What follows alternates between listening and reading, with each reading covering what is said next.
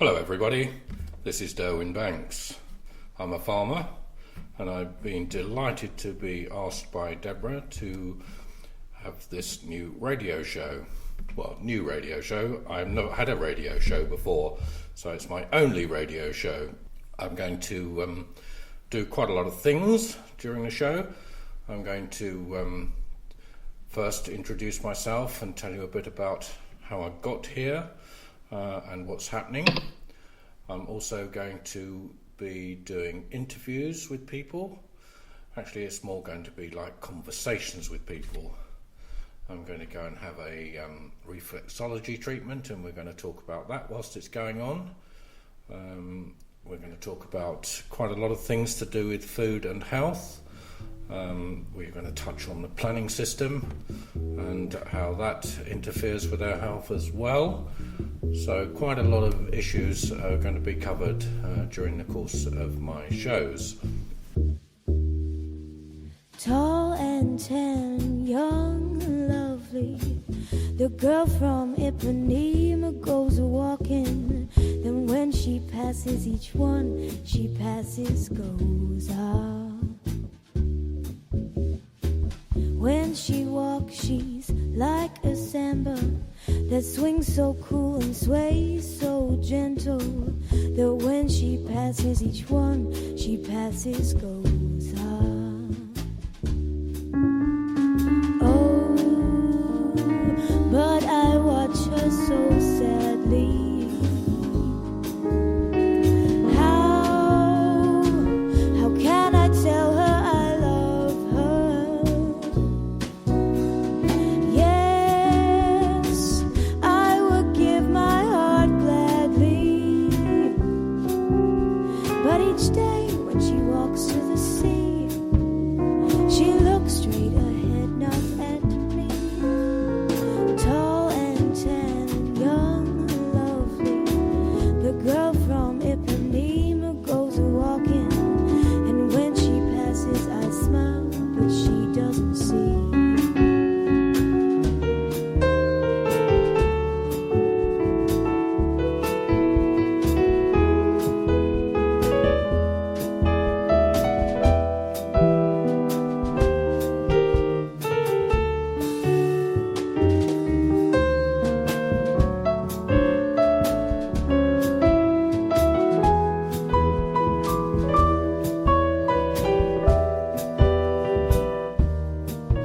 Okay, well, I told you I was a farmer.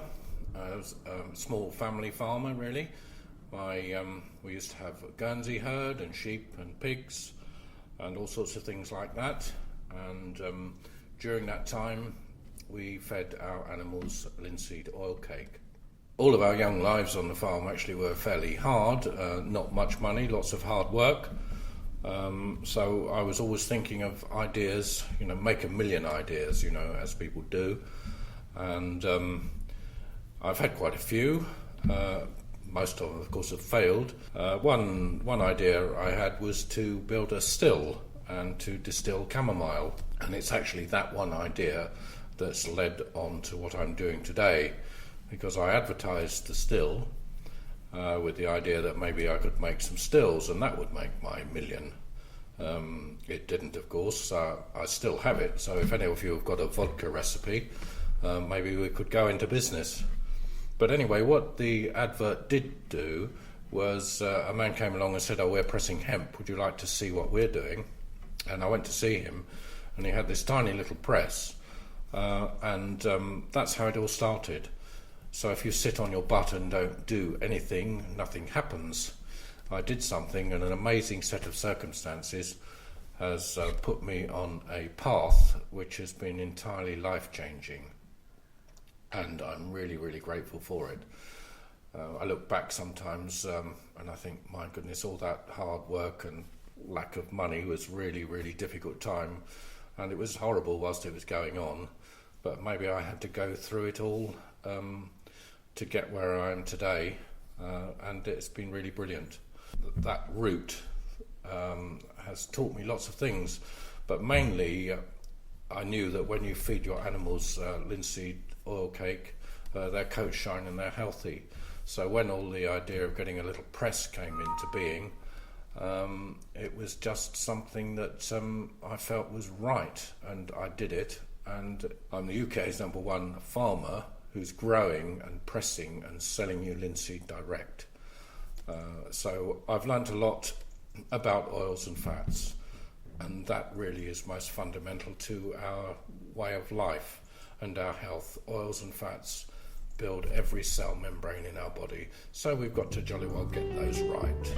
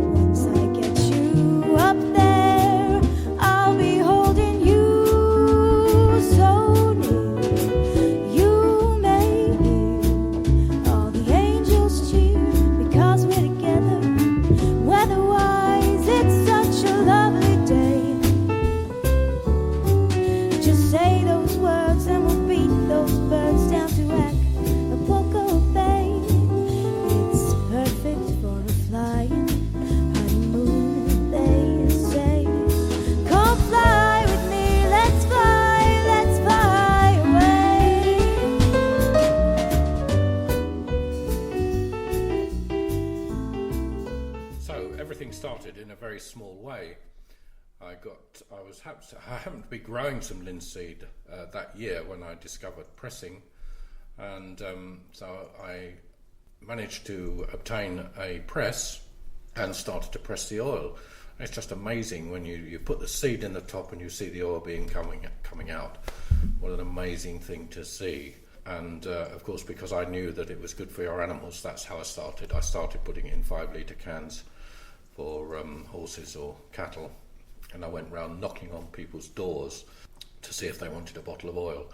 Eventually, of course, I was able to get some merchants to sell it in the south, and now I've got about 20 merchants across the south that sell it for the animals. But I soon realised what an amazing thing it was for people as well, with access to the internet and reading books and so on. It became apparent that I should sell it for human consumption. So the first thing to do was find out about how to do that. And of course I had no idea about anything. I didn't know about packaging, I didn't know about marketing, I didn't know about labels, I didn't know where to get the capsules made. So I had to find all of those things out. And it was a pretty difficult process. But eventually we did it, and I sent off some oil, and my first 200,000 capsules came back. So it was a kitchen table job of putting those all into pots, and I didn't even really have proper labels then. I had labels that we'd printed with a computer, and we were sticking those on with Pritt stick and things like that. However, we soon managed to get more labels properly printed, and that made life a lot more easy.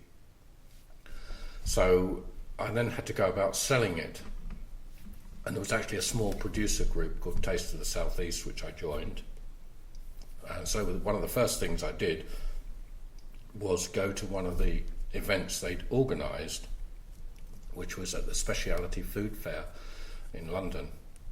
So I took my oil and I made some vinaigrette with it, and I took the capsules as well, and went along not really knowing what to expect. but it was really great, and that was quite interesting because, and here is a little bit of an aside, you don't know how you're going to affect world events when you start these things. I was rung up by Radio 4 and they said, would I like to come onto the Today programme? So I thought, this is marvellous, you know, here I am, the first thing I've done, haven't really been to a farmer's market or anything like that, and here I'm going to be on national radio. So I was all ready to go at 5 o'clock in the morning, and I received a telephone call from them, and they said, oops, I'm sorry, we can't have you today because we haven't got room. Saddam Hussein has let the weapons inspectors in. But of course what I think happened is Saddam Hussein heard there was going to be another oil man on the radio, so that's how he managed to spoil my chances. Only a small way into our new life, I've had an effect on world events. A little bit of a joke, but okay. The other thing is, of course, eventually our hierarchy as far as oil is concerned is we press the oil every week and you get really fresh oil for your body, which is so important, and you keep it in the fridge. So fresh oil is really important, and as I said, we press it every week and send it freshly to you, and that's all the oil for human consumption. Later on it goes to animals, and finally onto your cricket bat. And of course most people, when you talk about linseed, they have two things in their minds: constipation or cricket bats. But eventually we were selling the oil to the cricket bat people in Robertsbridge, and I think we started to supply them the same year as we won the Ashes, and I like to think that that was the reason that our cricket bats had oil from our farm on them, so they were obviously able to retrieve those ashes. It was a disappointment not to be on Radio 4, but I have actually been on a few other little radio stations. Southern Counties here, I had a little interview session with Neil Pringle. So as well as talking to Neil, I've reviewed a few newspapers on the radio as well, several times. But now, of course, I'm in control of what I'm going to do. And I'm going to play some music as well, from a lovely young group who's the grandson of one of my Rotary colleagues. So we'll be playing some of that. And I guess I could review the papers as well. There's always something of interest in there, some funny story, generally involving some wrong facts about food or medicine or something like that. So there's lots that we can do. Eventually I hope Debbie tells me we might be able to be interactive, so you might actually be able to call up and we could have a conversation like that as well, which would be really great, and I'm looking forward to that. So I've told you a little bit about myself and what we're going to do on the radio, but during the show. But of course, the circumstances that we're in at the moment, we've got a National Health Service that's creaking and is being overwhelmed mainly by food-related disease. And you can see that because so much money, I think something like 18 or 19 billion pounds is being spent on diabetes alone, and 9 billion of that I think is spent on dialysis and chopping off people's limbs who can't heal properly, and that is completely and utterly caused by food, too much sugar, and also the type 1. People say, oh, that's hereditary, but it only actually takes 4 generations of eating food that we shouldn't be eating to bring on that. So if we started eating properly today, in 4 generations' time, we probably wouldn't have that kind of problem. So issues to do with food are absolutely paramount and the most important thing that we have to deal with. And of course, I, as a farmer, I knew nothing whatsoever about that really. And I believe what's happened today is most farmers have been turned into producers of commodities. They've been isolated and de-skilled, and certainly compared to the early 1800s, when I think there were about 20% of people working on the land, Today, there's about 0.75%, and the average age is 58 or 60. So what that means is people have been driven from the land, and people have also been disconnected. In France, I think you could still have a grandfather who worked on the land. In this country, it's probably more like 5, 6 or more generations away. So that's disconnection between food and farming and what you're eating and where it comes from. So all these are issues that I'm going to try and deal with. Well, we are going to deal with them during the course of my shows. And of course, what's happening today, we're throwing away apparently 50% of food that's being produced in the world. And this food is being produced at a huge cost. In large areas where there's irrigation, water makes up a huge cost for people producing food, and then to think that they can go throw it away afterwards seems to be quite ridiculous. So lots of food is thrown away, and it's quite likely that we're eating maybe 25% too much food anyway, and you can see that by the problems with obesity that are all around. So I think the idea that the world couldn't feed itself needs to be rethought. I'm sure we can feed ourselves, and certainly in this country, if we concentrated a little bit more on local food and food that was in season.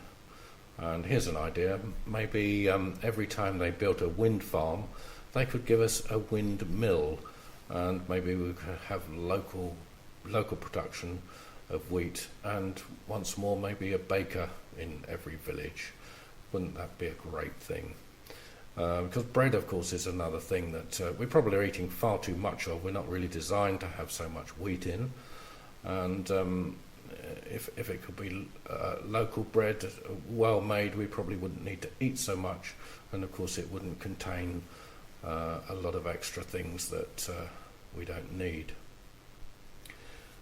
Just to go back to the fats a minute, we've been told for generations that saturated fat is bad for us. Of course, that's entirely untrue, and we'll go into a bit more of that in depth later on. But you've been told that saturated fat is untrue and margarine is healthier for you. And of course that is a complete and utter lie. But generations of people have believed it, and still today in the store you will find aisles full of spreads and margarines and all kinds of fats that have been industrially produced that our Stone Age body is unaware of how to use. So those are issues that we've got to address, and somehow address them in a way that people can understand, people can feed themselves in a healthy way, and in that way take the pressure off the National Health Service.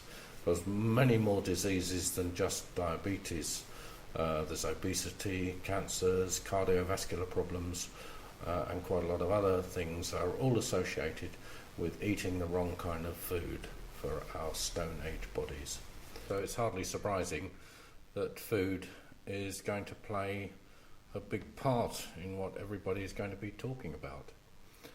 It's going to play a big role in what I'm talking about as well. And I hope in the end that we will see that if we're going to change things and be healthier, we've actually got to pay a lot more attention to the food production side of life. And in fact, really what it means we've got to do is we've got to move the money at the moment from people that are actually making us ill and keeping us ill. Because we have, rather than the National Health Service, I think there's increasingly people are feeling that it's actually a national illness service. And although staffed by, of course, a lot of well-meaning people, it has lost its way.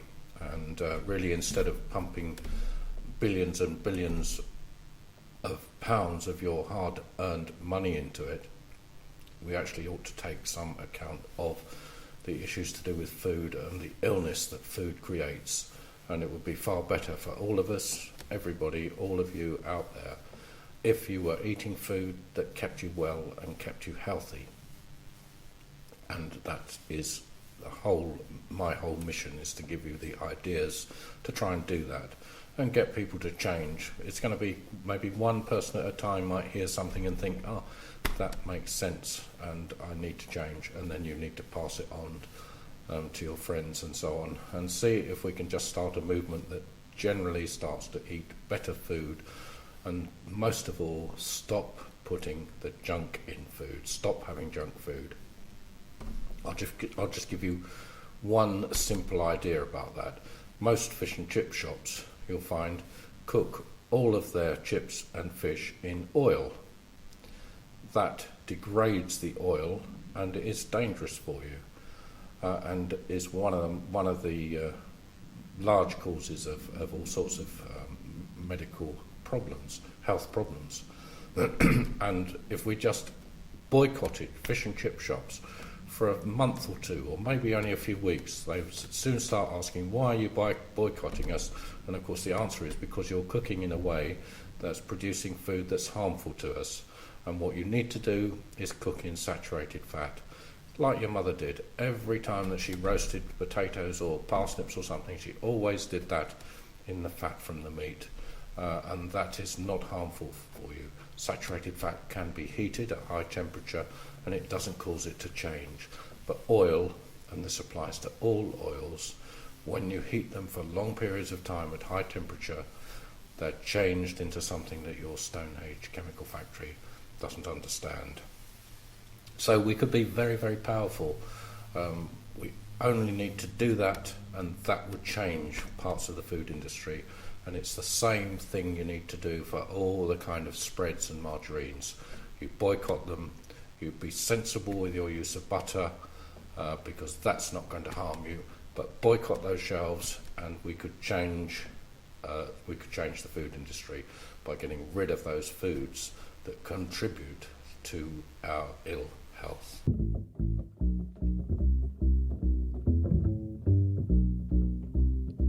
Well, it's a marvelous night for a moon dance, with the stars up above in your eyes. A fantabulous night to make romance, neath the cover of October skies. And all the leaves on the trees are falling to the sound of the breezes that blow. And I'm trying to please to the calling of your heartstrings that play soft and low. And all the night's magic seems to whisper and hush, and all the soft moonlight seems to shine in your blush. Can I just have one more moon dance with you, my love? Can I just make some more romance with you, my love? Well, I wanna make love to you tonight. I can't wait till the morning has come, and I know that the time is just right, and straight into my arms will run. And when you come, my heart will be waiting to make sure that you're never alone. There and then all my dreams will come true, dear. There and then I will make you my own. And every time that I touch you, you just tremble inside. And I know how much you want me, that you just can't hide. Can I just have one more moon dance with you, my love? Can I just make some more romance with you, my love?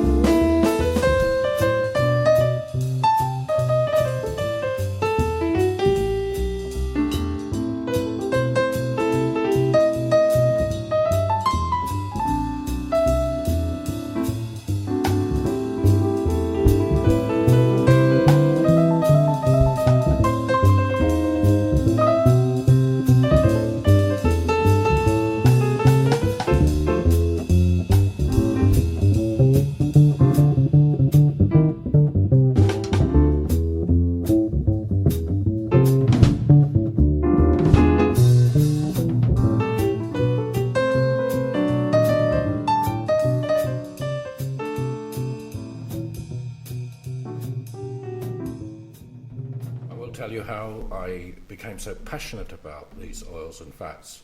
And it was all due to a wonderful German woman called Dr. Joanna Budwig. And she started to look at fats in the human body in the early 50s.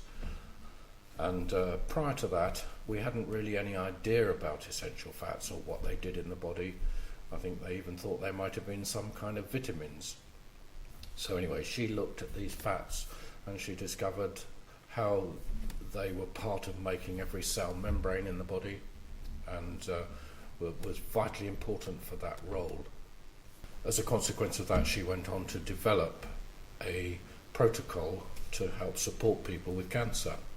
And she used to go around giving her lectures, and part of her lecture tool, or one of the things that she used to say, which I think paints a brilliant picture for us all to have in our mind, was she said, imagine the heart ready to oxygenate your blood and your lungs ready to supply the oxygen. What do you think your heart is thinking, she said? Well, your heart is thinking, what sort of oil have I got for this process? Because oil, as you all know, is one of the 4 things that we must have in our body.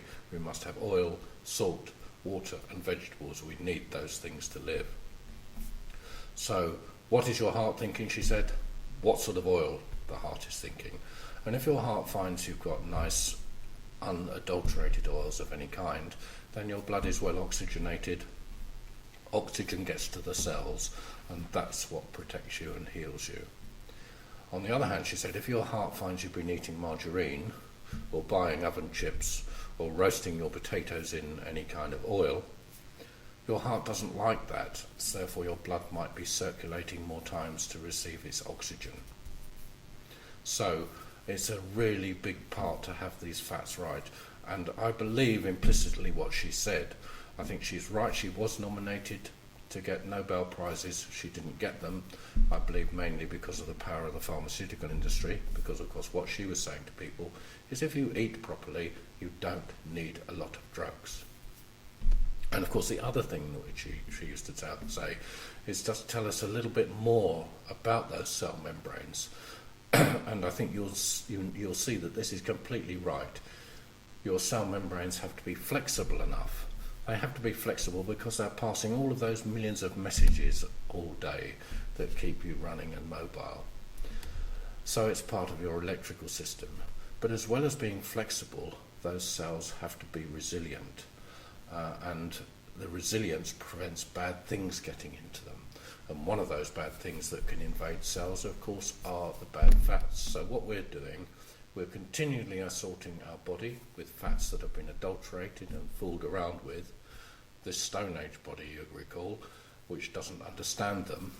And so when we're eating those, what does our body do about it? Well, it really hasn't got proper mechanisms for getting rid of those things, so it just puts it to one side. And that is when she said that these bad things can enter the cells, and when they enter the cells, you can imagine it, can't you? They think, oh, what a lovely new home I've got here, and they're going to feed me more sugar in a minute. And that is how she believes that cancer starts and continues to grow, and we are now being overwhelmed by it. I mean, latest figures are something like 1 in 4 people are going to be affected by it during the course of their lifetime. And this was something that wasn't happening 60 or 70 years ago. There was cancers, of course, because people weren't always eating well, but nowadays there's so much industrial production of food and fats, and it's these fats that your body doesn't understand that cause a lot of these problems. And you can really chart, if you look, the huge increase in the scale of these kind of autoimmune problems, cancer problems and cardiovascular problems, roughly from the moment that food manufacturers took over from mother in the feeding process, or I guess father as well. But all the time you're producing and making your own food, you're going to know what goes into it, and it's generally not going to be things that can be harmful. But because you've been indoctrinated to think that saturated fat is harmful and things like margarine or oil is better for you, you consequently don't know how to use it. So therefore oil is abused in the home. And you remember earlier on I spoke to you about how to roast your potatoes. You need to roast them in saturated fat and not in oil. But if you do roast them in oil, that's part of the degradation of the oil that you do in your home. But you can't be blamed for that yet because there's no real information out there, people telling you about it. And in fact, if you go onto the National Health website and look at their choices page about oils and fats, you'll see also that is complete rubbish. But they do get one mark because underneath that is actually a whole lot of comments from people who understand a lot more about oils and fats, and basically they're saying, how can this National Health Organisation be giving you this information which is totally alien to what we need to think about. It's not alien, it's totally wrong. It's the wrong information. They're giving you wrong information about fats. And therefore, everything to do with that area is a complete mystery to most people. And if you look on a label of a product, it might say this contains monounsaturated fats or polyunsaturated fats. You're still conditioned to think that, oh, that's oil, isn't it? That's okay for me. Of course, it's not like that, because your Stone Age body needs to know what sort of oil it is. And you've probably heard of the omega-3 and the omega-6s. We touched a little bit on it earlier on. But omega-3 produces the prostaglandins that produce the anti-inflammatory hormones in the body. Does other things, of course. Omega-6 produces the prostaglandins that produce the pro-inflammatory hormones in the body. So you can see that Stone Age balance that we were supposed to have of one omega-3 to one omega-6 is totally upset in our Western way of doing things, because there's litres and litres of cheap vegetable oils which contain lots of omega-6. And many of the people in the Western world, and increasingly it's going to happen in Asia as well, as the march of industrial food goes on, there's going to be 15 or 20 or even 20 times, 25 times more omega-6 going into our bodies. So you only have to ask one question about what's happening to us. We're getting more diseases that begin with inflammation. It's just a simple straight line. Carry on eating oils which have too much omega-6 in, ignore the balance that you're supposed to have in your body, you will have more disease. Simple as that, as far as I can see. And of course, I, as a farmer, didn't know anything at all about this when I started it, and that's why I said earlier on that this has been an amazing journey for me, and I'm able to, I think, pass on a message which can give you the information you can use to make your life better. I do that here in the farm in a number of ways. I give talks to individuals, but recently, in the last year, we've been inviting practitioners and doctors and all sorts of people to the farm to see the oil being pressed.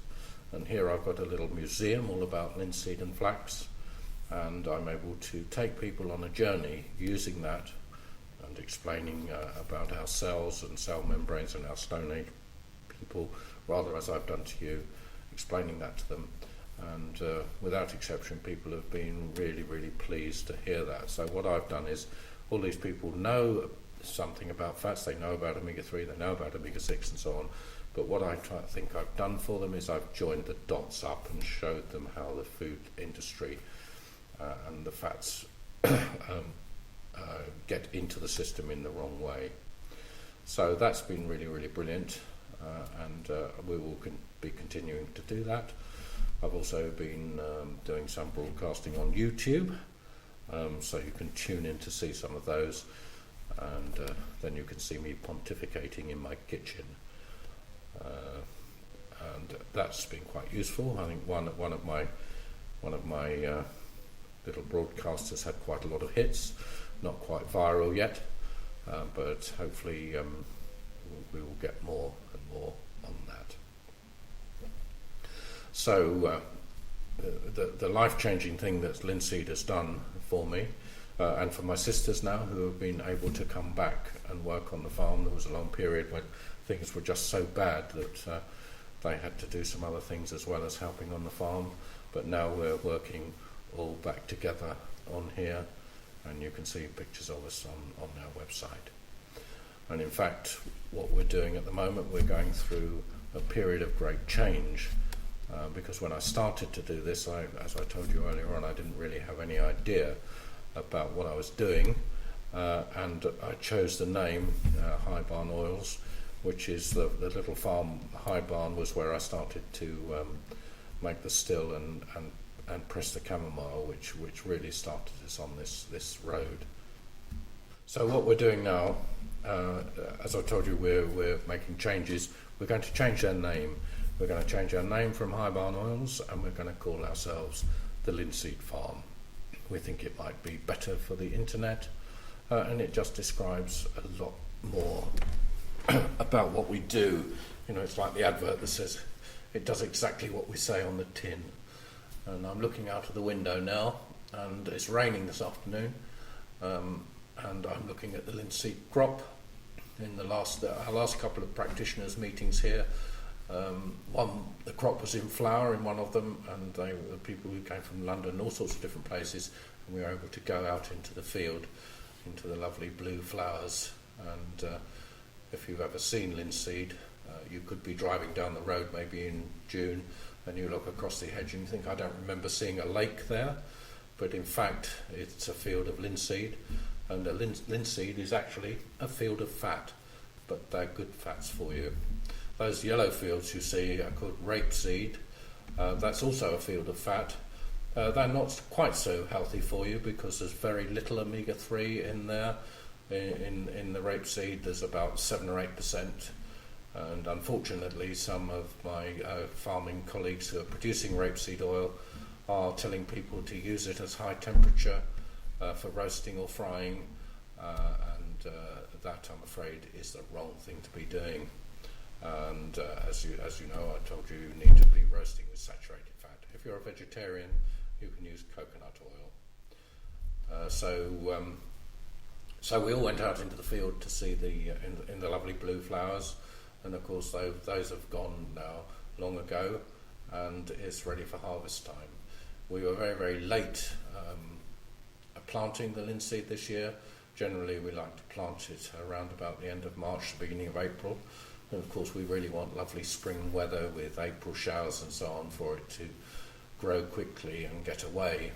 This year it didn't get planted till practically the end of April, and unfortunately because of all the wet autumn last year, we weren't able to plough up in the autumn, so that meant that ploughing in the spring you've got to wait until it gets dry, and then you lose a lot of your moisture in the breaking down the soil process.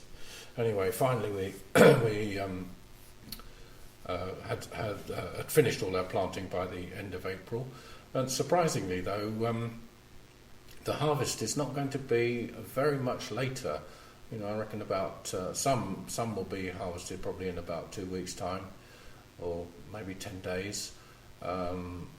Here, what I'm looking at out of the window, I'll be cutting with my own combine. A contractor will be cutting most of the others with a great big modern one. I've just got a rather old-fashioned one. Nonetheless, I like to get out there and do that. So you look out there now and it's all brown, and all those flowers have dropped off and the little pods underneath have formed, and the seeds are in those pods. And how you know it's ready, you'll be able to go out there and I'll be able to shake them and they will just rattle a little. And then I'll be praying for some really hot sunny weather for the harvesting, because you need to have warm sun on as you're cutting it to make it easy to cut. And if it's kind of damp, it's very difficult, because linseed, as you probably know, is the same family as flax. Flax you grow, if you're a farmer and you want to grow flax, you're growing that to make linen with.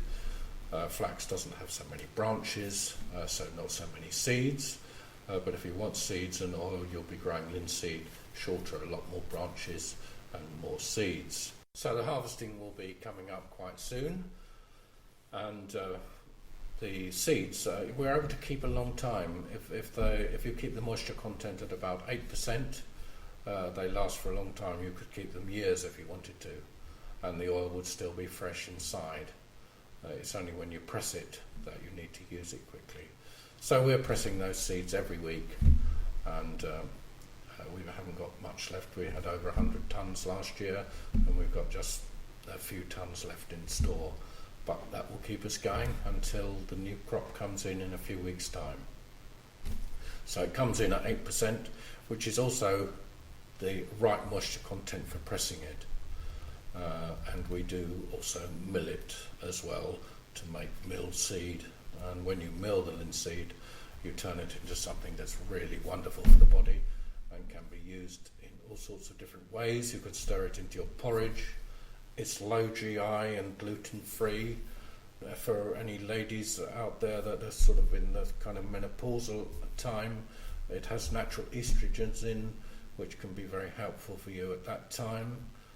So I know a lot of you get worried about hormone replacement, and if you don't want to go down that route, maybe the linseed could help you. And it also works with the hormone leptin in your body. That's the one that helps to make you feel more satisfied. So some linseed, milled linseed in the morning with your porridge would just give you a little bit of extra great food to keep you going through the day.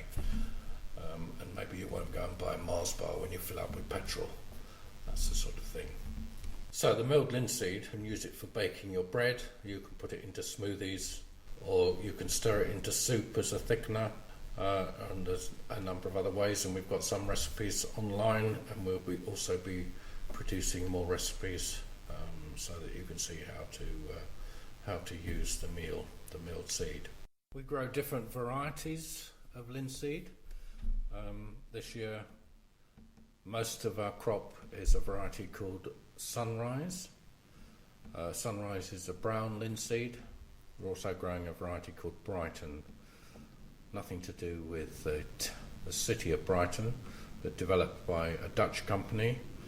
And bright, apparently, to the Dutch people means good, and ton was just, good weight. So they called it Brighton.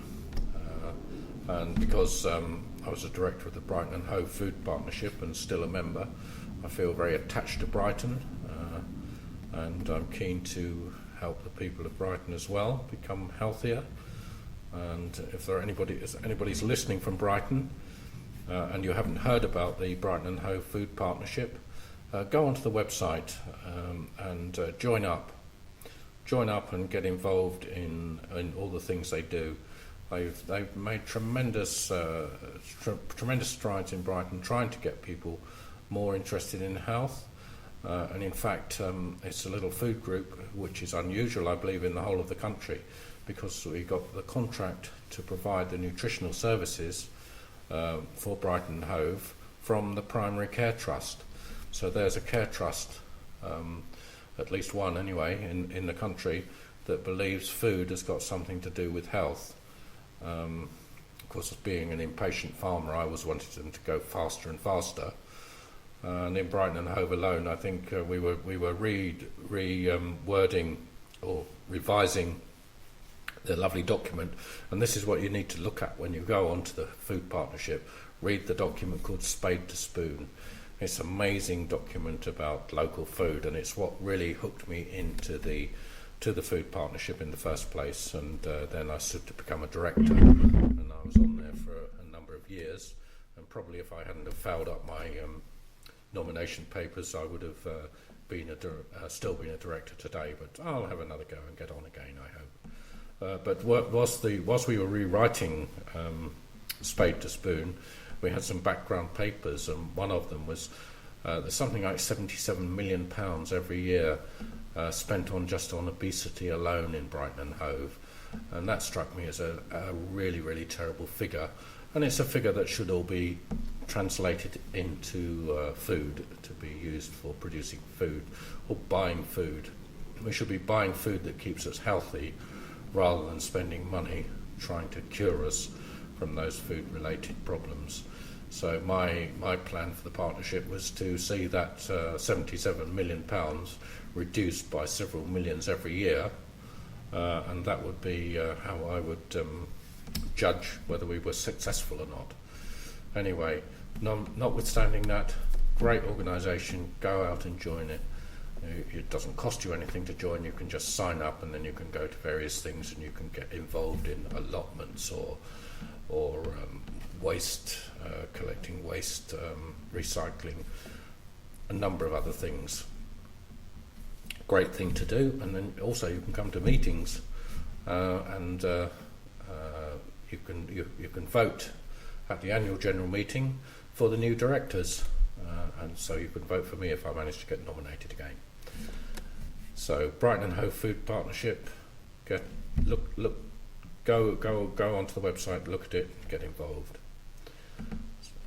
One group that's really doing something. There are a number of other groups around the country like that, and I'm sure that you'll be able to find something similar in your area.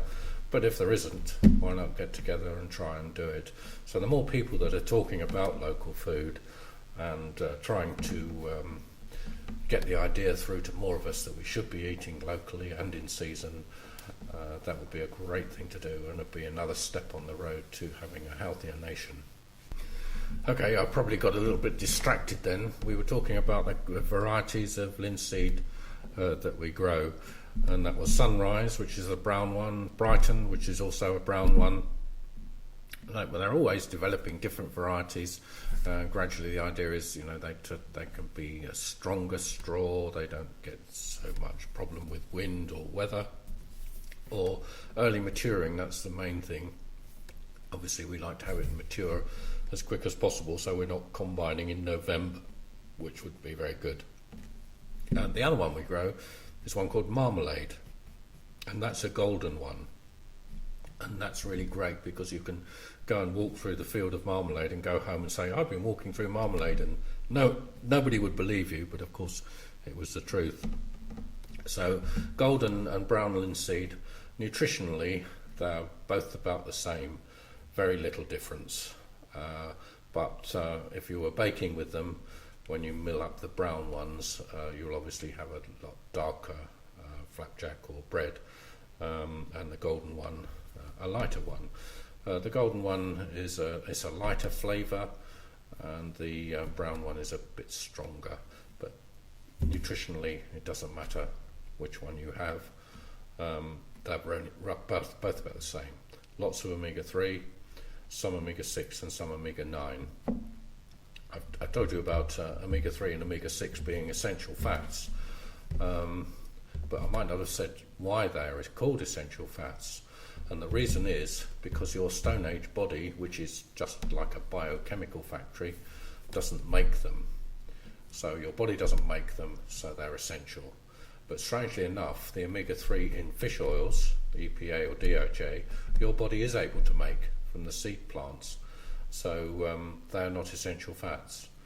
And the reason for that is because you came out of Africa, that Stone Age body has a blueprint to collect its oil from nuts and seeds and plants, because of course there were no oily fish there, were there? So no oily fish, no blueprint in the body to make the EPA or DHA, so you've got the blueprint to get your oil from nuts and seeds and plants. So that's why the ALA, alpha linolenic in linseed, is an essential fat. The EPA and DHA in fish are not essential fats because your body can make them. And generally it seems to make enough for us. They are necessary, we do have to have them, and the body creates them. Now omega-9, which is basically olive oil, your body makes, so that's not essential. Olive oil is not terribly important for you. I'm not suggesting don't have it. It's great to dip your bread in or pour onto your pasta and things like that, and you can also make vinaigrette of that. Of course, you can mix it with the linseed if you wish to make vinaigrette, or you can use linseed just by itself to make your vinaigrette. So when you're here and when people say to you, the Mediterranean people are healthier because of olive oil, I think that's not quite the truth. It's not what actually goes on.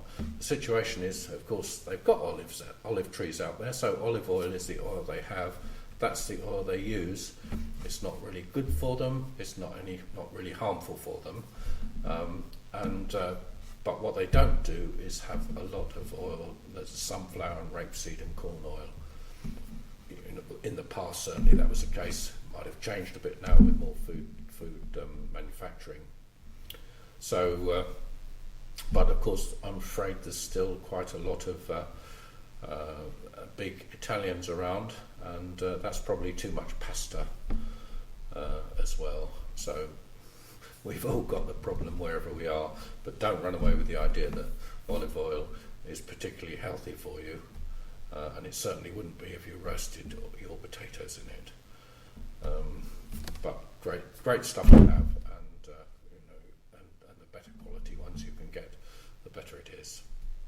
And certainly that's the case with linseed. If you've ever had linseed or flaxseed oil, of course, if you see flaxseed oil or flax seeds in store, it will generally be linseed. It's the Americans that seem to have adopted the idea that flax seed, everything should be called flaxseed. But here in this country, it was very simple for us. If we're a farmer and we're growing flax, we're growing it to make fibre, so we're growing the flax for the stem, because all the energy goes into the stem and it doesn't have so many seeds.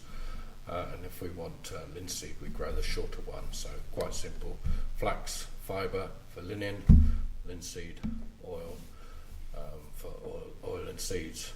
So therefore, it's my opinion that most of the ones you'll see in stores will be linseed and not flax. And you could test that actually. If you buy any seeds, plant a few, and if they grow tall, then they really will be flaxseed, and they could be. But if they're only short, report them to trading standards, because they certainly wouldn't be flax seeds. So that's how you can deal with that. In recent years, I've been giving out with all the things that we do with the linseed, and the things that I've learned has enabled me to talk to people and spread information. And actually 20% of our sales come from people recommending us. So I think that's quite an amazing thing.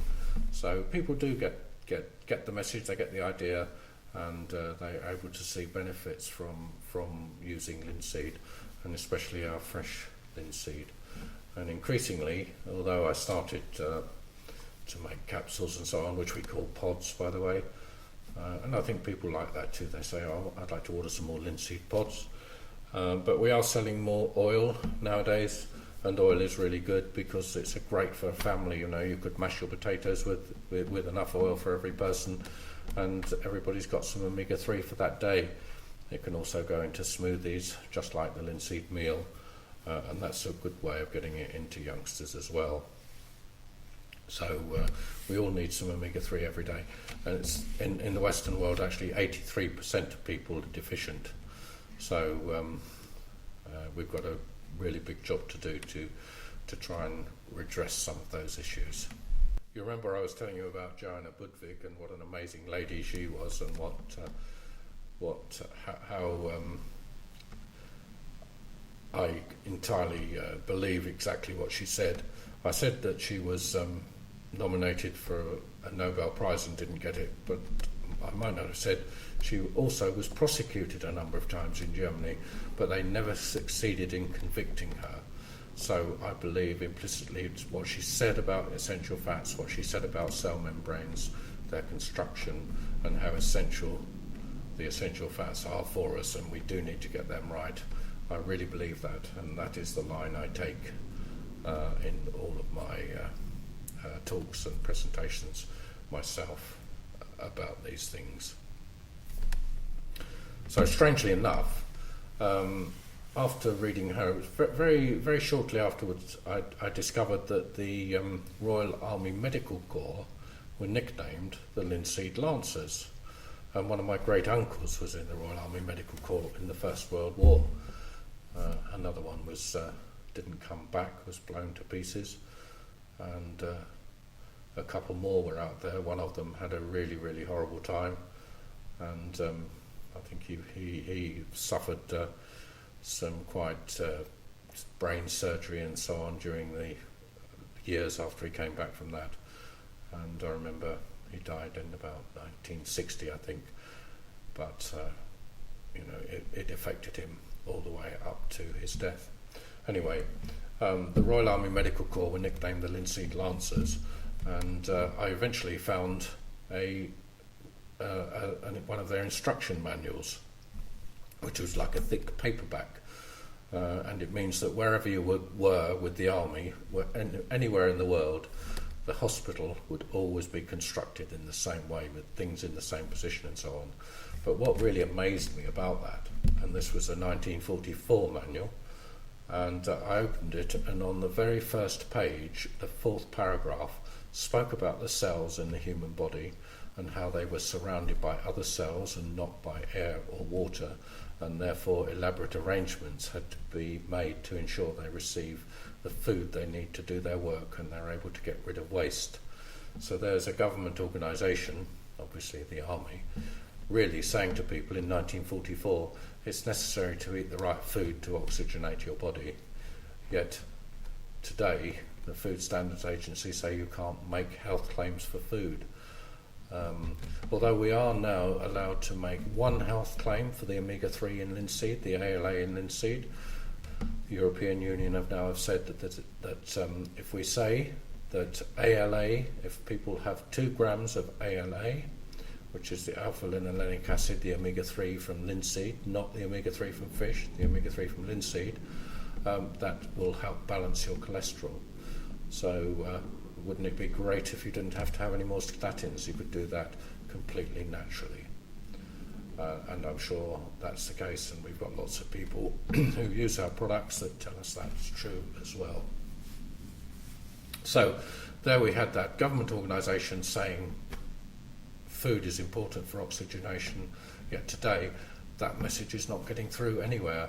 So all we're told is, and I know the reason for it, and people do abuse it, and actually if you go into a supermarket you'll see all kinds of products with this has got omega-3 or that's got omega-3 or something else has got omega-3 in it, but you won't really have any idea of what kind of omega-3 it is, where has it come from, has it been heated up, has it been fooled around with, how much of it do you need. Those things, that information is not available to you. But that's the only kind of information that you need to have in order to make up your mind about how to balance the fats going into your body. So what we must do is lobby and lobby and lobby as much as we can to get labels to have information on that's useful to you. And you know, the latest thing they're doing on labels, they've got some traffic light idea. Well, of course, that traffic light idea came out of the same mindset of people that are telling you that saturated fat is bad for you. So they're not going to get it right in any event. So instead of saying, you know, this is low in fat, which it doesn't matter, you don't need that information. The information you need is how much omega-3, how much omega-6 is and omega-9 or saturated fat is in your product. It needs to be spelled out, and you also need to know where those things have come from and have they been heated up and fooled around with. Unless you have that information, you can't make up your minds. So I think it's your right to know about the fats that are going into your body, and you need to have it on the labels. So if anybody's out there listening to me who has any influence whatsoever on labelling, get in touch, or just let's get together and try and put pressure on people to let's know what goes into food.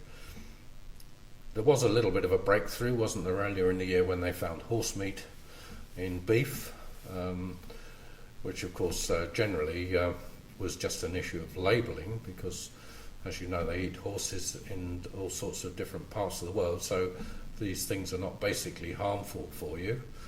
I know we're all very sentimental and don't like eating them in this country, and of course that's understandable. But one of the most famous warriors in the world, you probably recall, was Genghis Khan, and a big part of his diet was actually fermented mare's milk. And mare's milk is the most omega-3 in any mammal's milk.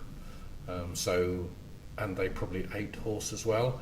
And of course, if you remember when I was talking about our Stone Age people, when you hunted animals, because of how the animals grazed, they had a good balance of oils and fat for us, it was the same for those horses, and I'm sure that Genghis Khan and his people would have eaten a lot of their horses as well.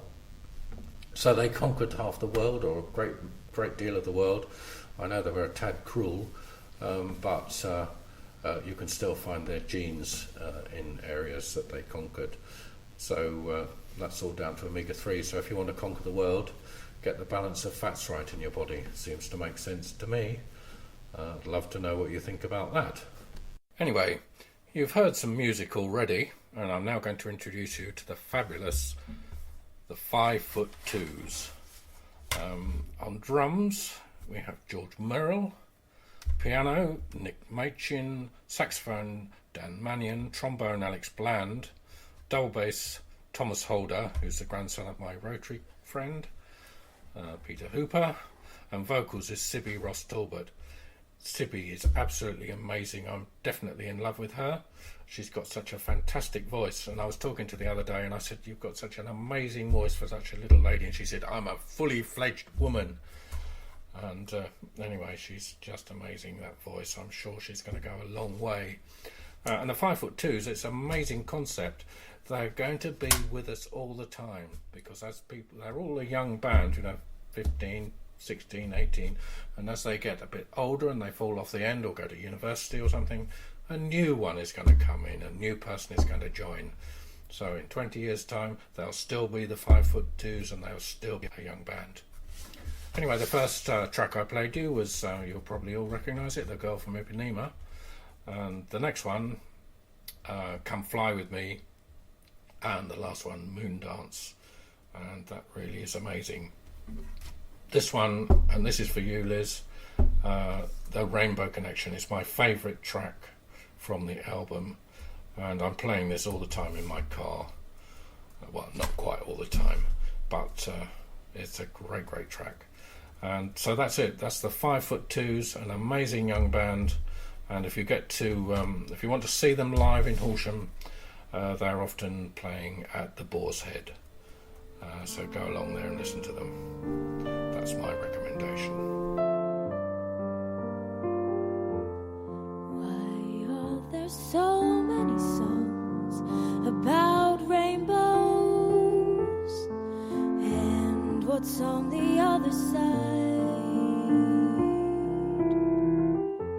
Rainbows are visions, but only illusions. And rainbows, they have nothing to hide. So we've been told, and some choose to believe it. I know they're wrong, wait and see. Someday we'll find it, the rainbow connection, the lovers, the dreamers, and me.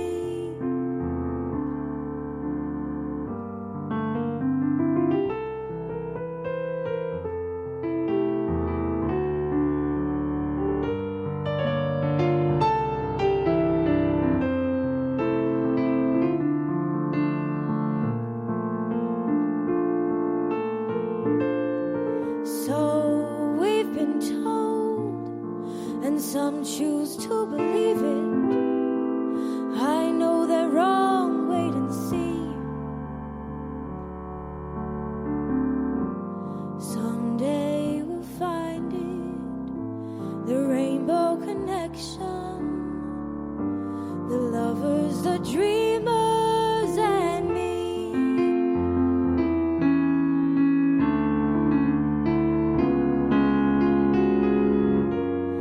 Have you been half asleep, and have you heard voices? 'Cause I've heard them calling my name. Is this a sweet sound that calls the young sailors? The voice might be one and the same. I've heard it too many times to ignore it. It's something that I'm supposed to be.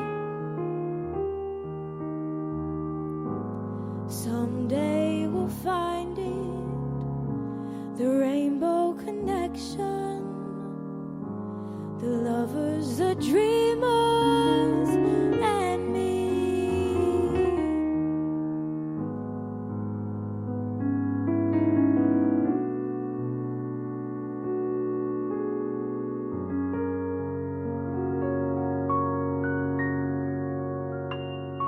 This is my first interview today, conversation, and it's going to be a conversation with Elizabeth Whiter, an amazing lady who I met about 3 years ago at a horse show in London, and we soon discovered that we had the same kind of aims and ambitions, and she invited me to come to her evenings in her barn, in her beautiful barn here in Sussex, and from then we have spoken on many occasions, and I've been to these sessions very often, and I thought it would be really nice if I could talk to Elizabeth about how she became a healer, so that's what we're going to do today. So Elizabeth, it's great to be here talking to you. Lovely to meet you, Durwin. Thank you so much. Yes, it's been an incredible journey. It's the journey and not the destination, as we both know. Both of us are into holistic health in a big way, and it was just fantastic how I found myself on this journey. I was in medical publishing many years ago, about 30 odd years ago, and I didn't know much about holistic health at all. I mean, I always ate very well, etc., but it wasn't until my horse Wow broke his neck in 3 places that I really began to understand the importance of holistic health. So did you ride him every weekend? I did indeed, yes. And in the morning before you went to work? Sometimes I did as well. You know, I mean, animals are incredible creatures. They're, you know, absolutely wonderful friends and what they offer to us. And my horse Wow was just an amazing horse. He was a real gentleman, a bit like you, Durwin. And he was Did he have the same colour shirt? Bedwear, possibly bedwear, and with his rugs. And he had a great temperament. He was really soft, gentle. He had this huge personality. And one day, Durwin, he fell into a swimming pool. We had a rather nasty sort of thunderstorm that took place in the middle of the night, and he jumped out of his field and galloped down a grassy path to this neighbour's house, and literally went into the garden, didn't realise there was a swimming pool there, and fell in. We had no idea about this at the time, and he struggled for his life. He scrambled out and made his way back to the field, and the next morning at 6 o'clock I went to go and feed him and found that he was the wrong side of the fence and looking in a dreadful state. We didn't know what had happened to him at that stage because he was really in shock, and there was no visible signs on his body or anything like that. He hadn't been cut or anything, but we got the vet out straight away because he was in deep shock. And then, you know, his whole personality changed. The vet couldn't find anything the matter with him, even though nobody knew he'd broken his neck. My horse's personality and everything started to deteriorate. So this great big gorgeous boy that just loved life suddenly became very miserable, sad, showing emotions like us, Durwin, when we're not feeling so happy. And he was just progressively getting worse. And I stumbled across an amazing holistic vet. We moved to West Sussex, and I had to get a new vet for both my dogs and my horses and my cats. And my beautiful vet that we just met was really into a lot of different complementary health. What was the period? How long a period are we talking about? We're From talking when you fell about, in, how much longer? Well, we're talking about a year, because we had a year. number of back specialists, other vets coming in to see what was the matter with him, and he kept trotting up completely sound, but he was progressively getting worse in his temperament and everything. And I thought, there's something going on here. And one night I found myself in his stable, and I just said to him, I really want to help you. How can I help you? And it was quite incredible because he just moved into my space, and he, with his head, ushered me to his neck. And as I stood there, I found this amazing sensation in my hands, like a heat, but this overwhelming desire to be of help to my horse Wow. And it was like a heart-to-heart connection. It was an incredible feeling, which is more than an emotional feeling. It's what we know now as unconditional love, and how we work as healers, channeling energy which is all around us. It's about adapting to the environment. And what I didn't know then, obviously what I do now and I teach this now, is that I was in such a calm space. My whole body was calm. I was very grounded, centred and very present. Did you know his neck was broken at that time? Had you discovered that by then? No, and this was the interesting thing, because when he stepped forward into my space and he ushered with his own head, swung his head round for me to place my hands on his neck, I could feel a difference in the areas of his neck, which we now call, when you palpate the body, I was actually just feeling and sensing that there was a difference in his neck, a different feeling, and it's like I became wow. It was really fabulous because I was really understanding how he was, because in that moment in time, Durwin, he suddenly let out a huge sigh. He started to go to sleep, he rested his back leg, and I could see a change in his body. Now, there is no placebo effect with healing, with giving healing to animals or humans, and it was fantastic to see that he really enjoyed this relaxation. So did you know what was happening? Did you know what was happening at that time? No, I had no idea, Durwin. Yeah, I mean, this is 20-something years ago, which led me onto the path, but I felt fabulous. And after about 20 minutes, Wow walked away in the stable and just threw his head up in the air as if to say, "Thank you, I've had enough." He suddenly started to lick and chew, and I could see that he was sort of processing something at the time. And so I thought, you know, this felt fantastic. What was going on? So the next night I went in and did the same thing. He did the same thing. He relaxed right down. He blew off. He was yawning and licking and chewing. He was going to sleep. His mouth was quivering, just like when you give a horse a local anaesthetic. It was having the same effect, which I now know and have written about extensively in my book called The Animal Healer by Hay House. If anybody's interested in learning how to heal their animals and their pets, is that, you know, we are relaxing, helping to relax the parasympathetic nervous system, the autonomic nervous system, which controls all of our actions, if you like. Obviously, we have the drive of when we need to be running away from something or doing something with speed. So you still didn't know about all that at that moment? No. So you moved on a little bit more, and when was it you sort of came to the conclusion that something extra special was happening here and I need to find out more about it? Well, it was when actually in that night I really felt that something was going on with his neck. I could sense that there was something. I had no idea he'd broken his neck, because Wow was holding his head absolutely the same as any other horse would hold their neck and head. But my holistic vet at the time suggested I have scintigraphies, where they put a purple dye in the body and a gamma scan is placed over the body to show up any hot spots. And he'd actually broken his cervical vertebra, 3 cervical vertebrae he'd broken. And the vets at the Animal Health Trust, they were wonderful people, but they actually said to me, there is no hope for him. We suggest, Elizabeth, that you take him home and seriously consider euthanizing him, because he was only going to get worse. And my holistic vet at the time said, when we had all these results back, he said, right, osteopathy. Now, osteopathy had hardly been heard of really for humans, let alone animals, 24 odd years ago. And that's when my holistic vet actually introduced me to Tony Pusey, and a lot of listeners here from Sussex and Surrey will know Anthony Pusey, because he's a very famous human osteopath, and he'd just come back from treating the Queen's horses with osteopathy. And so I knew something was really amazing with energy healing, because I kept working with Wow every evening in his box until I had an appointment with Anthony Pusey and my vet. And this was the most incredible experience, because when I went to the clinic with 9 other horses and we were all lined up for half an hour's consultation, I had already performed my work in the stable the night before and that morning. I had no idea that I was giving healing to Wow. All I knew was it was deeply relaxing for him.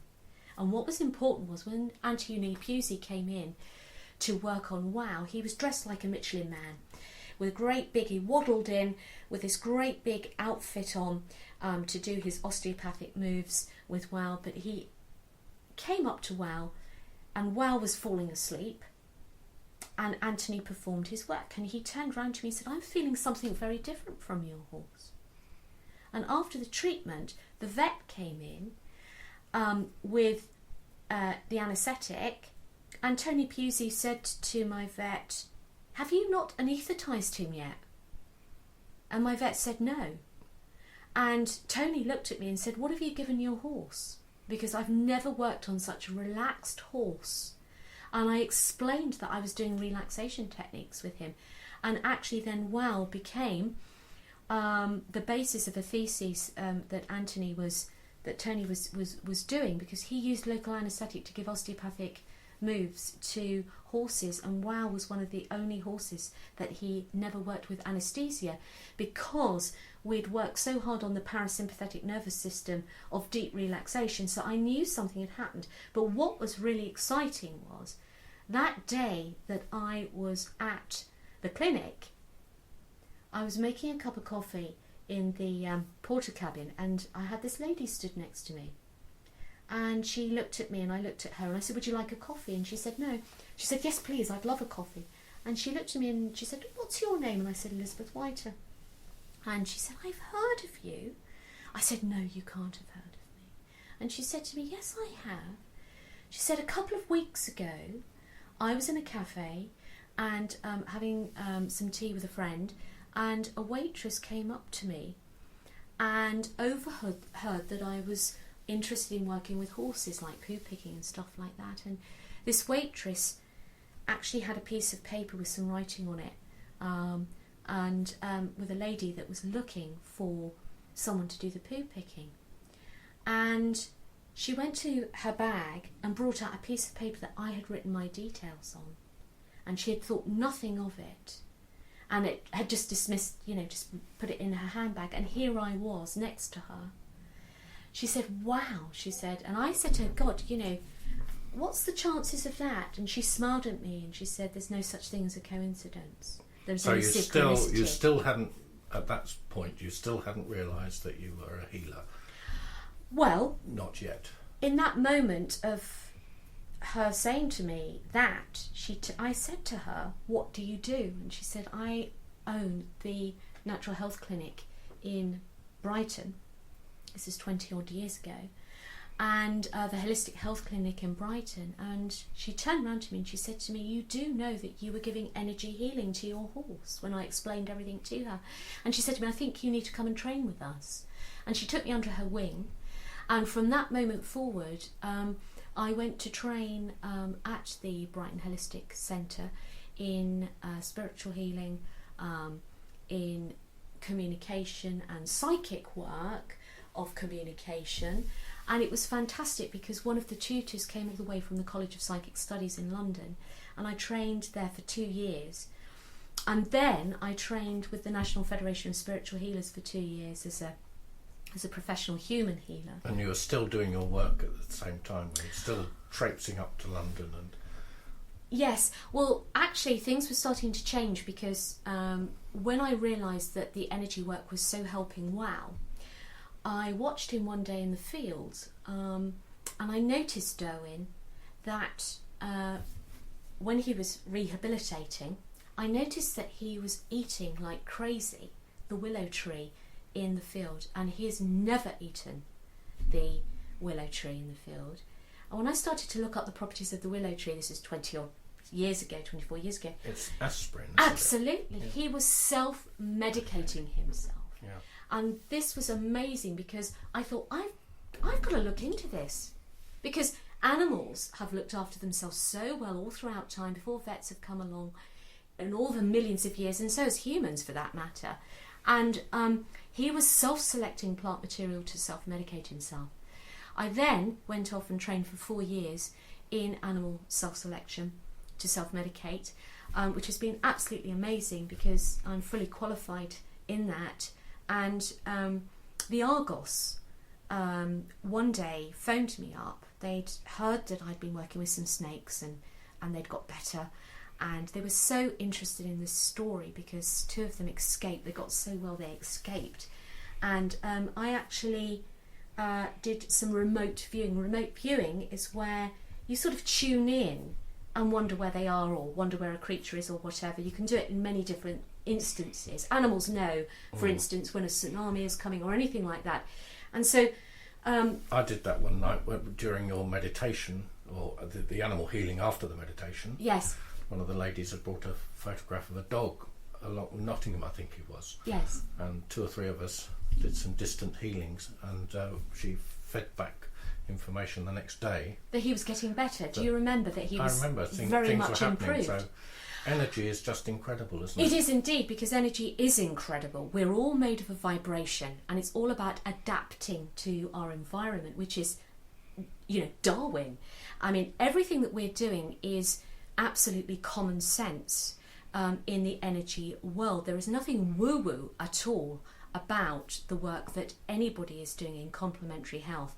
And what is really fabulous is that any animal, any living being will adapt to its environment. So if, for instance, Durwin, you're calm now, you're promoting love, I can feel a lovely vibration around you, I feel like that as well. I'm adapting to you as you're adapting to the environment. And animals can sense when there is fear or anxiety or worry.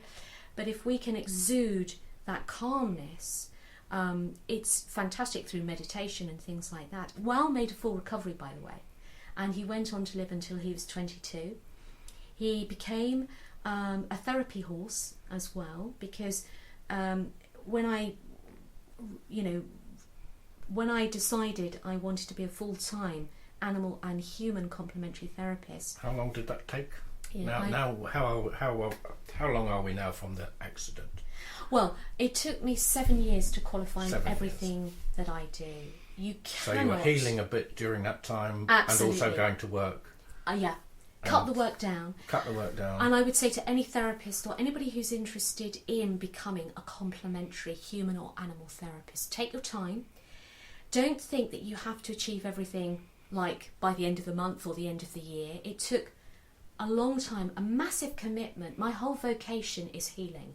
My whole life revolves around healing. People now are voting with their feet, aren't they, and going to more complementary medicine people of all kinds. Absolutely. And it's not going to be many years, before we look back and we say, how on earth, why were we giving all these chemicals to people? This pharmaceutical industry is on the road to oblivion because they are at a dead end. They can't make any more drugs, and in any event, the drugs they're making are to try and cure you from things that food has made you ill from. And food is what gives you the right energy, isn't it? And when you have the right kind of food, you have the right energy. Absolutely. I think everything is in moderation, Durwin, because as a complementary therapist, I'm also interested in what conventional medicine can offer us within the needs of what our body needs. Most of the conventional medicine that has been made has come from a plant, and as a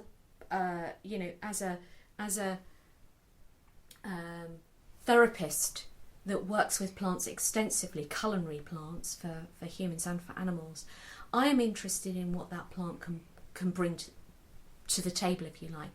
What I am concerned about is the overuse of conventional medicine and the exploitation of conventional medicine, because everything has its place. And I always say to people, if we needed to go to hospital, have an operation and have a general anaesthetic or whatever, etc., well, these type of things, nobody who is listening to this programme would give it a second thought, because if it was going to save a life, then we need to work together. But what is important today is working together. That's right. And of course, doctors used to be healers, didn't they? When you went Absolutely. to the doctor, the first thing they did, they looked at your hair and they looked at your tongue. Yes. And today, I'm afraid a lot of them look at their computer.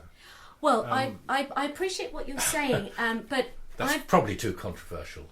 And I'm probably just going a little bit over the top. Well, I think you are, because there are many, many doctors that I work with as a complementary therapist. I work with a lot of doctors. I have a referral service from doctors. I'm a lucky complementary therapist that is involved with 2 major practices and doctors who really know my worth and what I can bring to the table in terms of holistic health and management. But it's all about people taking responsibility for themselves, Durwin. Exactly. It's about... But they can't do that unless they have knowledge. And so we have got to give them knowledge about how they need to think and what they need to think about. I totally agree with you, and that is where people can become people power, because by taking responsibility of yourself, by eating a very good, varied diet, having plenty of sleep and plenty of exercise, and having a holistic lifestyle, this enables the body to heal itself. And I'm a great believer in nature and the nature around us and how we've evolved as well. As an animal, we are an animal. We're a Homo sapien, but we're still an animal, and how we have evolved. Oh, we were hunter-gatherers, weren't we? And it's been brilliant, hasn't it? If it hadn't worked, we wouldn't be here today. Absolutely, we wouldn't be here today. And I think that we had such a huge knowledge of plants and their effects. And I mean... And there's a lot of disconnection now, even just in the kind of ordinary farming world. People are so disconnected. There's so few people working on the land. And I think in France, you could have a grandfather that worked on the land, but in England, it's probably 5 or 6 generations away. And that disconnection with food really is quite... It makes us so we don't understand what we need to eat. Well, I think that for me, I'm a human nutritionist as well as an animal nutritionist as well. So I've trained in both. I have always been involved with food from a very young age. I've cooked since I was about 4 years of age.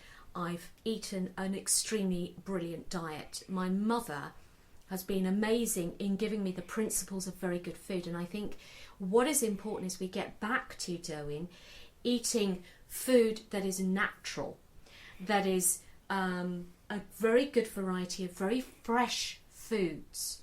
So when we're looking at the vegetables, to eat vegetables that are in season. So for instance, if we're living in the UK, and I'm sure this programme is going to go all the way around the world, it is wonderful. It is wonderful to be receiving fruits and vegetables from overseas. But the problem is the freshness.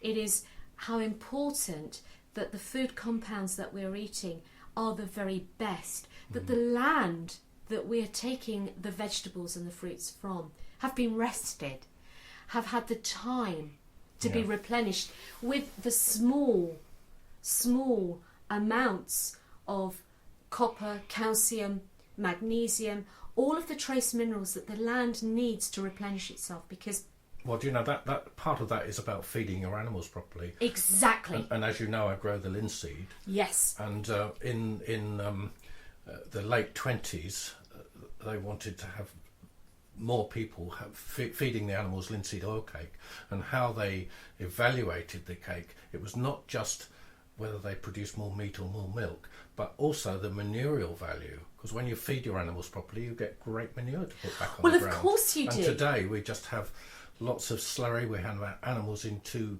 bigger concentrations, in my mind. Yeah. And of course we have this slurry which can be dangerous in the countryside if it escapes into the river and so on. Yeah. When we had our dairy herd, we just it was littered up during the winter with straw, and all that manure was spread on the ground. Coming back to the linseed plays a major part with my animals, as you know, Durwin, because you're one of the only farmers that offers the oil to be cold pressed. Now, as a nutritionist for animals and humans, the worst thing that you can do with an oil is heat it, as you know, to a high temperature. Obviously, olive oil can be used, and olive oil can be used in cooking and all sorts of things, but a lot of oils, unfortunately, are heated, so that we then have a problem with the compound. The great thing with your linseed is that it is cold pressed. And I know your fields. I know exactly what you do with your fields.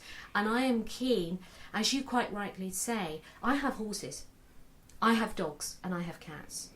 All my dogs love the cold pressed linseed, as you well know. And I don't just put it into their feed. It goes onto saucers, so I can actually monitor their response to this beautiful oil that is so pure. I use it, as you know. I absolutely, and as a nutritionist, it is a vital part of my diet because I can't make these omega-3s and 6 in my body, and neither can animals. That's right. And unfortunately, there is so much processed food, not just for animals but for humans. Did you know there are less regulations for animals where food is concerned, which is terribly worrying, and I don't want this to end up negative, but I would just say to viewers who are listening to this radio programme, feed the very best you can to your animals. We have never seen so much cancer and problems like diabetes and heart problems in animals. This isn't just genetic, this is due to environmental factors. And linseed plays a major part. In fact, the very best pet foods actually have the milled linseed as part of their ingredients. Now, I am a great advocate of real food for animals. My horses have the milled linseed and they have the pure cold pressed linseed. It is extremely important that horses who are herbivores, I might add, who only eat herbage. Well, of course, they were making the omega-3 from the herbage, like fish make omega-3 from plankton. The animals make the omega-3, and that's why when we were hunter-gatherers, when we went and hunted animals, we ate animals with a fatty acid balance that was okay for us. At the time. But most of the meat you'll find today, because it will have been fed with soya protein and sunflower and rapeseed meal, all of those things will be incorporated into animal feed, so your animals will be a different fatty acid balance, so not quite so good. But you might well have seen the Columbus egg people. Have you seen those? Yes. They advertise omega-3 eggs, and that is putting linseed oil in the ration. And of course, in the old days, you might have tasted a fishy egg, and that would be too much fish meal. But what that does demonstrate is how quickly what you feed an animal comes through into that egg, because that egg is the new life. Yes. So you've got to get that right. And I do talks at the farm, and I have practitioners and so on come along and see the oil being pressed, and these are things that we talk about.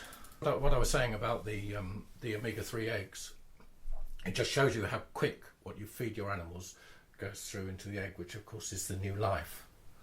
And that is what we have to be really, really careful of now, because we're getting so many sort of mutations.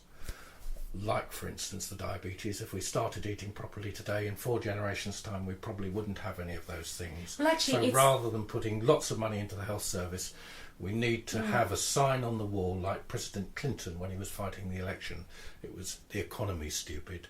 We need to have a sign that says it's the food stupid. Well, I mean, it's actually not the fat that is a problem these days. It's the balance. Sugar. It's the balance of fats. It's the and balance the of fat. sugar. But every cardiologist who's written a paper on this, and especially in the States, it is actually the refined sugar that is ending up not just in cakes and biscuits, even savoury processed foods. Sugar is the bane. That is the problem that we need to be addressing. The corn, they put corn in every mortal thing, maize. And in my clinic, I run a human clinic and an animal clinic, as you know, Durwin, and a private practice where I see animals and their guardians. We have the meditation evenings. Everything is about holistic health. We also teach yoga, and we teach mindful meditation, creative meditation. We offer the opportunity for people to really let go. That's right. Can we just go back a little bit? You did all your training, and then there must have been a moment when you said, right, I've got to get more work. Or did the work gradually come in as you spread? I know what's happening to me in the last few years is when you give out to the universe, all sorts of things come back. Is that what happened to you? Absolutely. I mean, I opened up my clinic 14 years ago, and I've never looked back. But I think what was the defining moment for me was when I decided I wanted to share this with the world, how wonderful holistic health can be and how healing can be a part of your life. And this was very apparent because I wanted to help people with their animals, and I put together a diploma course which we have now very much established in this country and in South Africa, a diploma in animal healing, a diploma And you're able in to work equine with healing. vets doing this, so you're not... Absolutely. I have You're 4. complementary. Absolutely. We're complementary animal practitioners. That's great. The only person who can diagnose anything is a doctor or a vet, and we're part of a team of professional paraprofessionals up and down the country. We have over 324 graduates now who've trained with me for up to 2 years, and I've had vets come and train with me in holistic health, because we have to remember a vet and a GP have done 6 to 7 years of training. 2 years alone is anatomy and physiology. We've got haematology, we've got, actually being in practice and learning skills, etc. And when they are training in very specific things. And again, I am a professional in what I do. And so I can help a doctor or a vet in the overall picture of what is going on, whether this is rehabilitation, whether this is working with seniors. A great deal of my work is working with seniors, both humans and animals, because our animals are living longer, which is absolutely fantastic, but they are going down with a range of conditions and senior age. I don't like the word old age, nobody is old, but senior complaints. And this is where we can help out also with our counselling skills, because with animals it's not just a physical thing we're dealing with, we're working with emotions, we're working with the mental side of things. That's what I say when I went to a conference once about setting up an integrated oncology society in this country, and there was a whole team of learned people giving information or saying their piece. And one professor was saying, when you think about the human body, if you ever hear the word science-based medicine or science-based evidence, you need to take it with a little pinch of salt. And I thought about this later, and I then came to the conclusion, well, of course, we're like Stone Age people, and most animals are fairly ancient as well. And of course, we're all run on hormones and emotions. And how can you scientifically evaluate those? You can't, and that is a very important point you've just picked up on there, because a great deal of my work and a great deal of my colleagues' work is all about the feel. It is about the emotions, because I was going to be training as an endocrinologist, and the endocrine system is everything in my work for animals and humans. All animals that I'm working with, especially cats and dogs, let's just talk cats and dogs here, practically every human drug that's out there, apart from worms and fleas, are actually given to animals. They have an endocrine system just like ours, from the gonads to the pancreatics to the thyroid, the thymus, the pituitary gland, the adrenals are very important, and it is that endocrine system which is working on the autonomic nervous system and the respiratory system. No system works on its own. Every system works like an orchestra. If it's balanced, it will be in perfect harmony with each other. That's right. I was talking to one lady once, she was one of our customers, and she said, my husband's serious problems at the moment, and I take him from one hospital to another according to what's wrong with him. And she said, I just can't see this right being correct, They need to treat him as a whole person. They're looking at this little bit and that bit and another bit. But I think and it's not doesn't make sense to me. What do you think? I agree with you, and I think there needs to be a greater integration. The word here for me is integration of the medical fraternity with complementary therapists like myself and osteopaths, chiropractors, nutritionists, naturopaths, you name it. There are a whole multitude of therapists out there, fantastic body workers, light workers, complementary therapists, herbalists, nutraceuticals, whatever. And we need to be more embracing, and I think what is starting to happen, I'm lecturing at universities now to vets and doctors about my work, which is fabulous, because it's those young undergraduates and those training in the medical profession and those training as vets need to be aware of us and what we are doing. Okay, that's where we need to get started, and it would be really fabulous with yourself, Durwin. I know you offer yourself amazing talks and workshops to get some of these GPs, practicing GPs, to come and visit you and come and understand the benefits of health and eating. We had one GP the other day, and he was saying, I've wasted 25 years of my life dispensing chemicals. He's now a nutritional doctor, but of course he's ostracised himself from some of the people, but nonetheless he's now on the right path, he feels. But actually, I will tell you one thing I learnt recently. The Health and Social Care Act 2012 actually contains some things that will be good for us, I think, because there's just a little bit more about prevention. Yes, it's about preventative medicine. Preventative medicine, and it's not only hospitals and doctors, but also local authorities. And I was at this conference on obesity, which is just a disaster. You know, in 2020, there's going to be 70% of us. But there was a lovely lady there called Lisa Patient, and she read this act and went to her local doctor's surgery and offered herself as a nutritionist, and she now is getting more referrals. So there is a little light in the tunnel, at the end of the tunnel, and I hope that will give us all the opportunity. And there's some money there to actually look at prevention. So what do you think about that?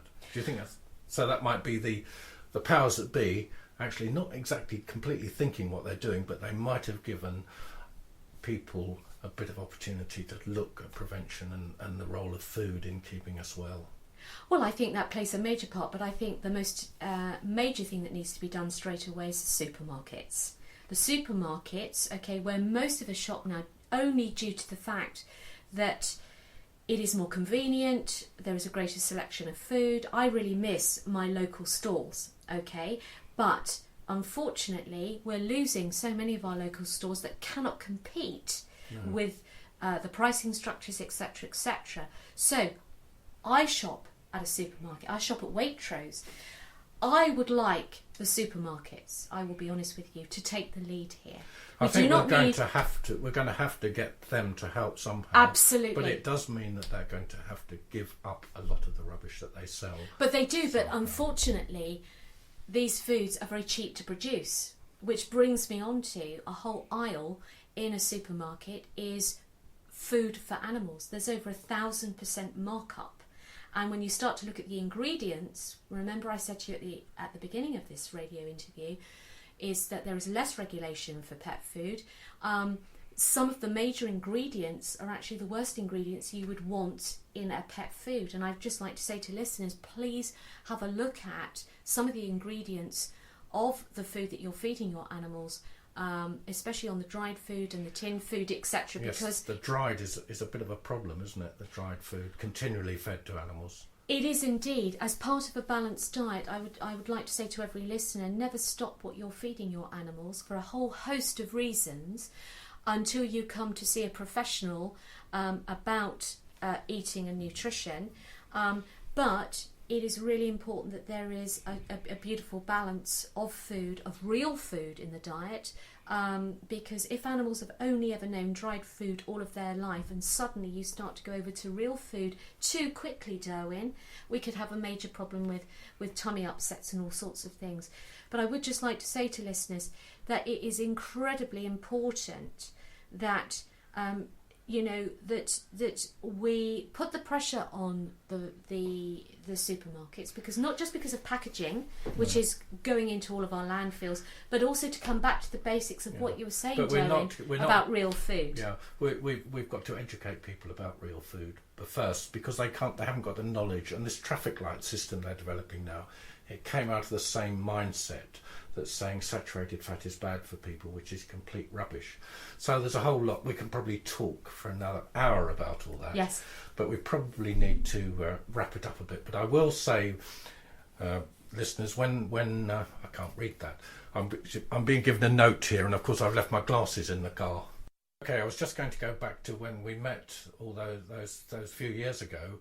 and we connected immediately, and I was telling you that I hadn't been on a holiday for 5 years, and I'd just booked a cruise, and you said to me, I'm going to send you my book to read. And this was this lovely book called The Animal Healer, and I saved it to the cruise, and when I was there I couldn't put it down, so I sailed all across the Bay of Biscay reading Liz's book, and it's just wonderful. You just can't put it down.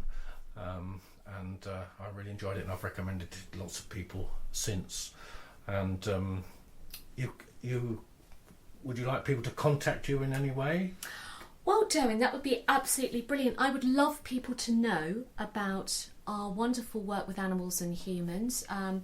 If anybody would like to go to my website, which is www.elizabethwhiter.com, or go to our animal website, which is www.healinganimals.org. That's healinganimals with an S.org. That's the Healing Animals organisation that we set up. We do a lot of rescue fundraising, working with animals all over the world.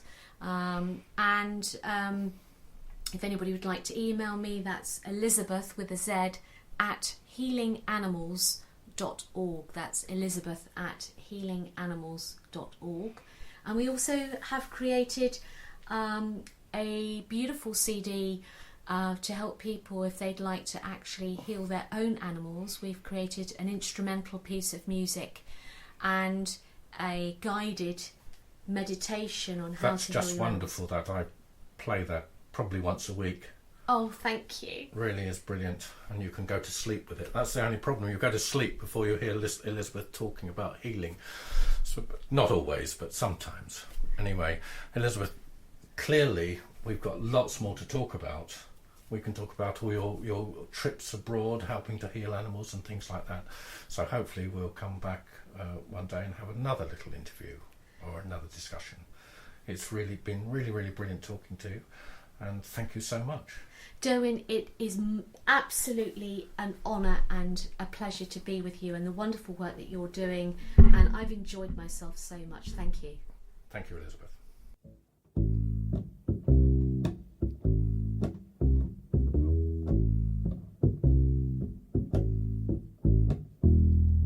Never know how much I love you. Never know how much I care. When you put your arms around me, I get a fever that's so hard to bear. You give me fever. When you kiss me, fever when you hold me tight. Fever in the morning, fever all through the night. Sun lights up the daytime, moon lights up the night. I light up when you call my name, and you know I'm gonna treat you right. You give me fever when you kiss me, fever when you hold me tight. Fever in the morning, fever all through the night. Everybody's got the fever. That is something you all know. Fever isn't such a new thing. Fever started long ago. Romeo loved Juliet. Juliet, she felt the same. When he put his arms around her, he said, Julie, baby, you are my flame. Thou give us fever. When we kisses, fever with thy flaming youth. Fever, I'm a fire. Fever, yea, I burn forsooth. Captain Smith and Pocahontas had a very mad affair. When her daddy tried to kill him, She said, Daddy, no, don't you dare. He gives me fever with his kisses, fever when he holds me tight. Fever, I'm his missus. Oh, Daddy, won't you treat him right? Now you listen to my story. Here's the point that I have made. Chicks were born to give you fever, be it Fahrenheit or centigrade. They give you fever when you kiss them. Fever, if you live, you learn. Fever, what a lovely way to burn. But what a lovely way to burn.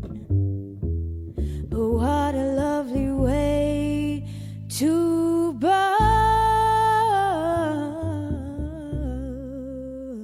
Well, now we've all got the fever, we're coming to the end of my first radio show. I hope you've enjoyed it. It's been a big learning experience for me, but Elizabeth was so easy to interview, and what a lovely story she had there. And I think gradually as I go along, maybe I'll get better at these interviews. I've been helped with the editing by my lovely friend Tim Shields, who also has helped me on my YouTube videos. And it's now quite late in the evening and he's struggling to try and get it ready for me.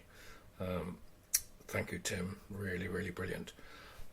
Next week, I'm going to try and have an interview with Jeff Laws. I've spoken to him and he's happy to do that.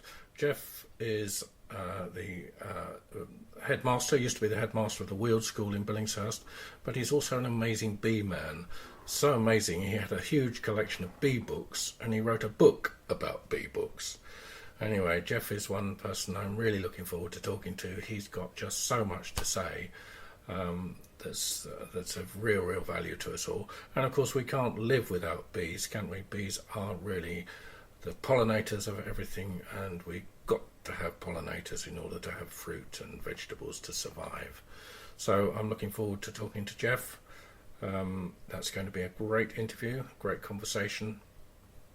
And on the 5th of September I'm going to have my reflexology treatment, and I'm going to be talking to Leanne Roots there, who's got the most amazing healing hands, and so I'm looking forward to that as well. And of course in the meantime I'm picking up other people who to talk to.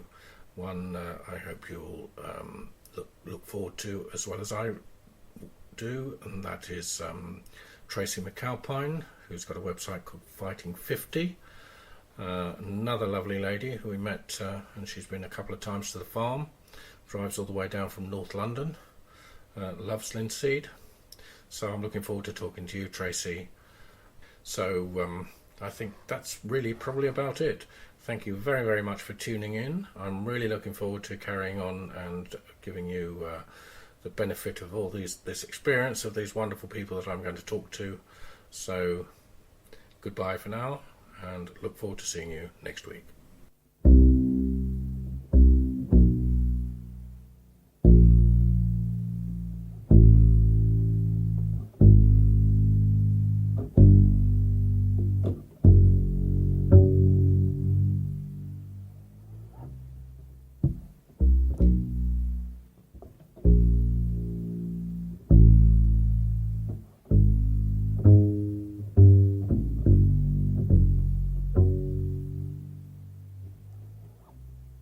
When the day is done, down to earth and sinks the sun, along with everything that was lost and won. When the day is done, when the day is done, hope so much a race will all be won. Then you find you jumped the gun, gotta go back where you began. When the day is done, do do do do do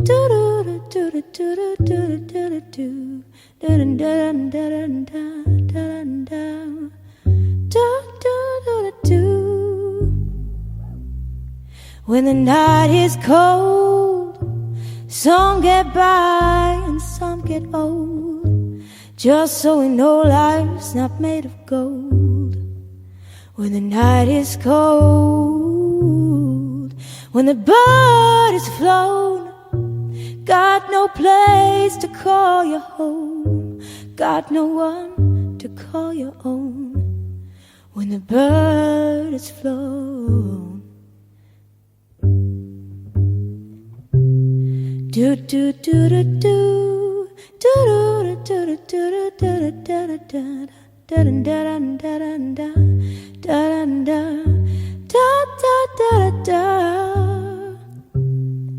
When the party's through, means so very sad for you. Didn't do the things you were meant to do. Gotta go back and start anew. When the party's through, when the game's been fought, you speed the ball across the court, lost so much sooner than you would have thought. Now the game's been fought. When the day is done, down to earth and sinks the sun, along with everything that you lost and won. When the day is done.